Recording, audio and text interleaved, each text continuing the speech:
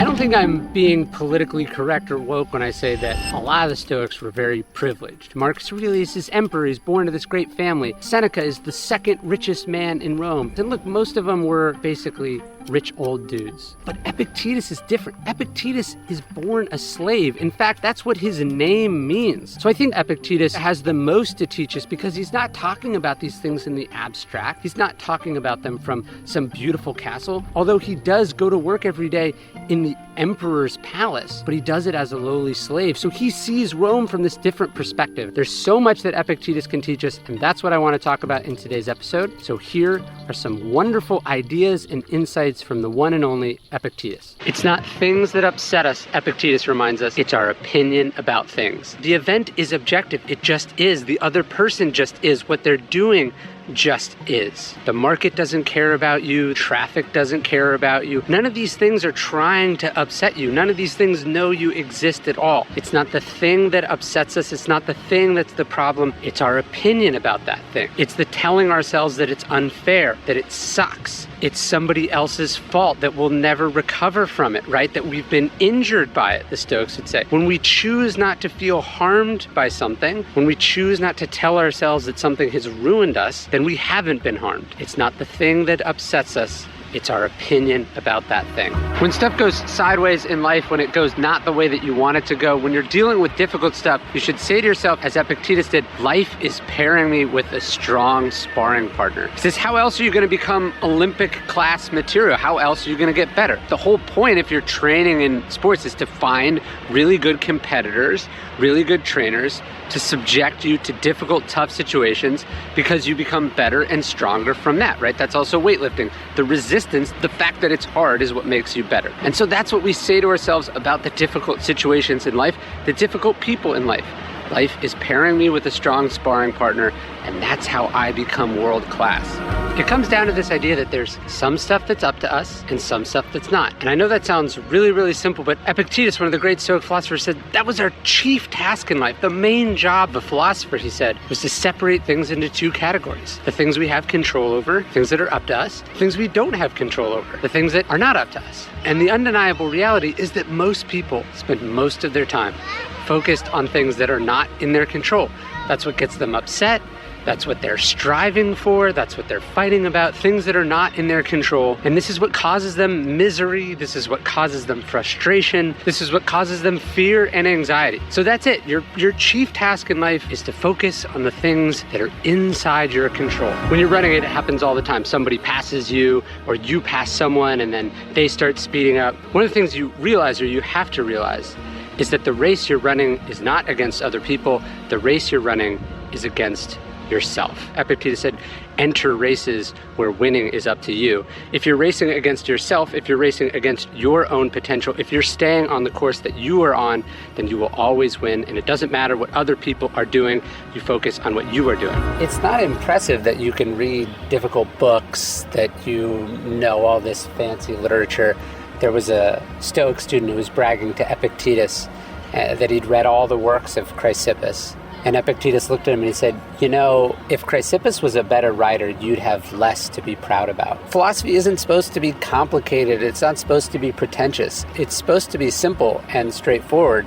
And it's supposed to be something that you apply to your life. As a result of his time in slavery, Epictetus is crippled. We're told that his sadistic master breaks his leg or is trying to inflict pain on Epictetus. Epictetus is so tough that he doesn't resist. He allows it to happen, and then he tells his master, how did you think that was going to go? He bears the scar of this torture for the rest of his life. That's something he's not free of. He's never free to walk and carry himself the same way again. But he would say that we have to remember that lameness, or being crippled, is an impediment to the body, not to the mind. So the Stoics wanted us to understand that a tyrant, a cruel master, a drunk driver, whatever, someone could do something to our physical body. That is something that could be taken away from us. But how we see ourselves, the story we tell ourselves about our life, our decision to be negatively impacted, disabled by this, that's the choice that we have. You don't get rich acquiring things, acquiring money. Epictetus says it's not about having many things, it's about having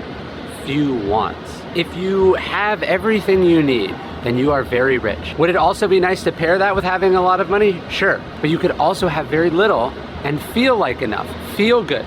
Get to a place where you feel like you have enough, then you are rich. When you pare your wants down, when you don't need anything from anyone or anything outside your control, that to the Stoics is true wealth. You're not being harmed, you're not being screwed over, you're not being challenged, you're being, Epictetus said, paired with a strong sparring partner. Life is helping you. Life is making you better. Life is teaching you. Life is making you stronger. You want to wrestle with this. You pick hard sparring partners. You pick people who you get better for wrestling with. We live in a world of conformity, and as a result, we also live in a world of competition. Everyone's trying to do the same things. Everyone thinks they're fighting for a certain amount of spots. And this creates a sort of a zero-sum competition. It also creates a sense that we're losing out, that we're being deprived of something. But Epictetus talks a lot about running your own race. He says you'll always win if you only enter competitions where winning is up to you. Basically what he's saying is stop trying to have more than someone else or be a little better than someone else at something.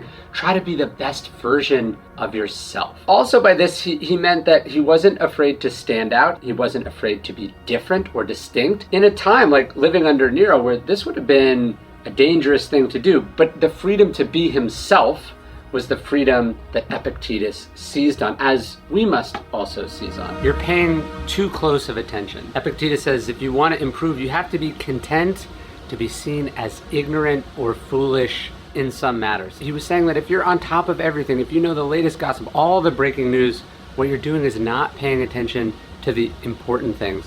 What you're not doing is working on yourself. You have to be willing to say, I don't know about that, I didn't hear about that. If you're following everything, you're really following nothing. I've had my 8 Sleep pod, I don't even know how long I've had an 8 Sleep now. It's at least 2 or 3 years. We had it when it first came out. We've upgraded a bunch of times now, and now I've got the 8 Sleep Pod 5. It's absolutely unequivocally changed my sleep habits, my wife's sleep habits, tracks my sleep, it cools the bed, it heats the bed, it even raises it up and down. It's just significantly improved my life. And look, the Pod 5 is the newest generation of 8 Sleep's signature products. It's a smart mattress cover you put on top of your existing mattress. The result, they say, is up to 1 full hour of additional quality sleep per night. And actually with the Pod 5, sleep optimization goes even further. They've got a bunch of preventative health tracking with their autopilot health check, which gives you visibility into your heartbeat, your breathing, even sudden changes in HRV. And right now you can head over to 8sleep.com/dailystoic and use code dailystoic to get $350 off your own Pod 5 Ultra, and you still get 30 days to try it at home and return it if you don't like it. But I think you will love it, and your body will thank you for this investment in better sleep. Shipping to many countries worldwide. You can see details at 8sleep.com/dailystoic. Epictetus spends a good chunk of his life in Nero's court. He's a slave to one of Nero's powerful secretaries. In this sense, Epictetus gets lucky. On the other hand, he looks around and he goes, this is not that wonderful either. What he sees in Nero's court is all these incredibly successful, powerful people who are in some ways less free than he is. He sees this man throw himself at Nero's feet, begging, pleading, whining that he was down to basically his last $1 million. And Nero is like, oh my God, are you okay? How could you bear it? And in this moment, Epictetus, who didn't have any money, who didn't have any freedom, is hit by this notion that he might not trade places with these people if given the opportunity, because they were slaves to their ambition, to the whims of the emperor, to their, comfort level, to their entitlements. I think Epictetus is being a bit exaggerated here and speaking for effect. But his point was to look at these people who, by any definition, seem like they are free and certainly like they are their own masters. But in truth, in reality, in their day-to-day existence, they are anything but. So think about that in your own life. How free are you? Do you belong to yourself? Are you in control of your schedule day to day? Or is the next deal, the next project, right, keeping all the plates spinning what's actually in charge? So much of what we want, what we're aspiring to, what our goals are not in our control, as Epictetus would say, but in fact, they're the opposite. They're handing over that control, that judgment or evaluation to other people. And so when your ambition shifts more internally towards what you control, towards what you do, to who you were while you did it, you're empowered, right? And you're more self-sufficient. John Wooden said something like, success is peace of mind, which is the direct result in knowing that you made the best effort to do your best to become the best you're capable of becoming. And obviously John Wooden cares a lot about winning, and he wins a lot. But you have this bigger, more encompassing definition of what your success is and who you're trying to be, how you judge yourself. So you can have a team that wins that you're disappointed in. You can have a team that loses that you couldn't be more proud of. I try to get to a place, and I think I am at this place with my books, where some of the books I'm most proud of have sold the fewest copies, and the books that, while proud of, I'm not changed by or puffed up by their success, right? Because I've done better since, right? I'm more focused on other things. I'm prouder of other things in other projects. So you do your work, you focus on what you can focus on, and you leave the rest to God, the gods, luck, the market, right? The whims of the universe, whatever you want to call it, you leave it there. It stares you in the face. Marcus Aurelius says, no role is so well suited to philosophy as the one you're in right now. He was the emperor of Rome, yet he was able to be philosophical, to follow virtue. On the other end of the spectrum, Epictetus was a slave. He was tortured. He didn't control his body, his life, his time. And he was a philosopher. No role, nothing excludes you from being a philosopher. You can read these books, you can think these things, you can act on these ideas, you can apply them in your life, you can follow virtue, you can achieve arete, you can acquire wisdom. That's what philosophy is. It's not high-minded, abstract ideas. It's something you apply to your actual life, to your real job, high or low, big or small. Nothing can stop you from that. As Epictetus says, if you live with a lame man, you will start to limp. You become like the things that you put in your body. You become like the things that you consume, that you read about, that you watch, that you surround yourself with. You have to think about your information diet. You have to think about the proximity effect. What are you putting in? What are you surrounding yourself with? Because that will determine who you are. So you have a troublesome brother or an annoying coworker. You have some situation that's driving you nuts. It's costing you something. It's depriving you of options or opportunities that, if you had your choice, would be yours. Okay, that is something that's taking freedom away from you. Epictetus would say, okay, that's one way to look at it. But he says, we have another way to look at it. In fact, he says, every situation has two handles. You could try to pick it up by this handle that says, like, here's the freedom I'm losing, here's what this is taken from me, here's why I don't like this, like the negative opinion. He says, or you can try to grab it by this other handle. He says, you could think about that you're related to this brother, that you come from the same mother, that you love them, that you want things to be better. He's saying that we choose which handle we're going to grab on a situation. We choose whether we're going to see this thing as positive or negative. We're going to focus on the obstacle or the opportunity. It's kind of a strange analogy, but Epictetus said that a philosopher is like a great ball player. And he said that Socrates actually is the greatest ball player there ever was. What he was saying is that a ball player doesn't label a throw good or bad. They just have to catch it. If it's a catchable ball, they have to catch it, and then they have to throw it back. He said that's what we have to do in life also. And he said Socrates was great because he dealt with a bad marriage, he dealt with war, he dealt with the fascism of his time, but his life would throw these things at him. He would catch them, right? And throw it back. That he gave as good as he got. And that's what we're trying to do as philosophers. That's what we're training for. That's how we're trying to live. Life throws balls at us and we have to catch them, and then we have to throw them back. Doesn't matter if they're good throws or bad throws. That's what got thrown to us. We catch it and we throw it back. You're not strong unless you can do something with that strength. You're not smart unless you can do something with that intelligence. Epictetus said if someone was bragging about lifting weights and all the workouts they were doing, you wouldn't say, show me your shoulders.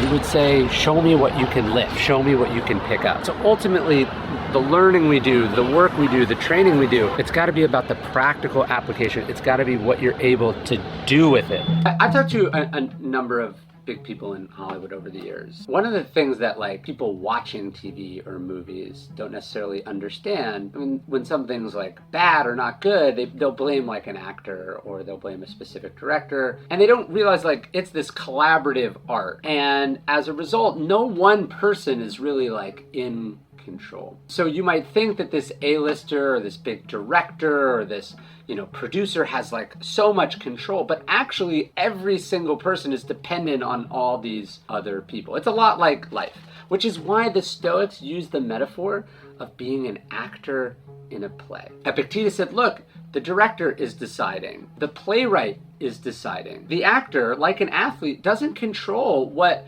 the person opposing them in the scene does, if they're talented or not. They don't control the director's vision. They don't control the words written on the page by the person who created this bit of intellectual property. So if the actor is only going to be happy if the thing is a success, if everyone loves it, if it's well received, well, they don't have freedom, because now all these other people and factors determine whether that thing was a success or not, whether they feel good or not about it. The best actors, Epictetus understood, and this was as true back in ancient Rome and Greece as it is today, the best actors have to focus on their role and acting the hell out of that role, because that's the only part of it that they control. And so there is a certain amount of acceptance, a scaling down of our purview of what we're worried about, but it also allows us to really embrace and do that thing well and succeed whether or not any of the other things go our way, because sometimes they will and sometimes they won't. How do you know if you're doing it right? How do you know if you're getting this Stoicism thing right? Well, Epictetus said it should be demonstrated with a single phrase. He said, you should be able to say, no matter what happens to you in life, big situations, little situations, things you wanted, things you didn't want, totally unexpected things, things that other people are freaking out about. Epictetus says you should be able to look at it and say, this is what I trained for. The whole point of Stoic philosophy, a sign that it's making its way through your system, it's changing you, is that you should be able to look at things, again, that other people don't like, other people don't understand, that you yourself would have been freaked out about before, and say to yourself, this is what I trained for. I'm going to focus on what I control here. I'm going to focus on how I'm going to respond, and I'm going to respond well, and I'm going to respond, as the Stoics would say, with virtue and excellence. Epictetus would ask, how much longer are you going to wait to demand the best for yourself? Marcus Aurelius says, you could be good today, but instead you choose tomorrow. We put stuff off. This is the resistance. Stephen Pressfield, the great writer, says it's not that we say, I'm never going to write my symphony. I'm never going to go out for that. I'm never going to put myself out there. We say, I'm going to do it tomorrow. We wait. We put it off. And the Stoics say you can't do it. You got to do it now. Seneca says all fools have this one thing in common. They're always beginning to live. They're getting ready to live. They're not doing it now. They put it off. You can't put it off. Procrastination is the enemy. It's the enemy of progress. It's the enemy of the present moment. It's the enemy of doing your best. Don't put stuff off. Don't do it later. Don't say I'm going to work out tomorrow. Don't put it off. Do it now. Acta non verba. It's a Latin expression. It means deeds, not words, or deeds are more important than words. Epictetus actually said this. He said, don't talk about your philosophy, embody it.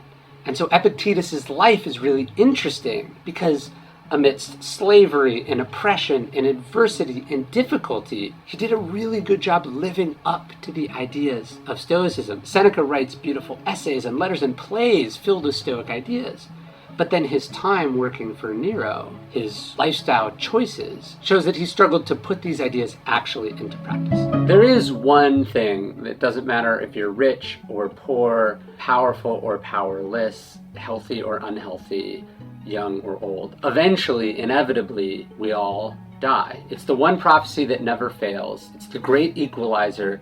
It's the one thing that we cannot escape. But we are free to use this to get clarity and urgency and perspective from it. Epictetus says you have to set before your eyes every day death and exile and everything else that looks terrible. He said especially death. And when you do this, you will never again have a mean thought or be too attached to anything, to give you the freedom to enjoy that moment that you are in. He's saying, slow down. Don't rush through this. Don't tell yourself that you have an unlimited amount of these because you don't know that you do. So the freedom comes from embracing the moment, appreciating it, and only the perspective of our mortality can fully give us this clarity. By the way, we are doing Epictetus Month here at Daily Stoic. If you want to do a deep dive into Epictetus with us, we're going to be doing videos and articles. We've got this awesome course about him, how to read Epictetus. You can check that out at dailystoic.com/Epictetus course. I'll link to that in the description. But he's just a remarkable guy, and I'm so glad to tell you about him.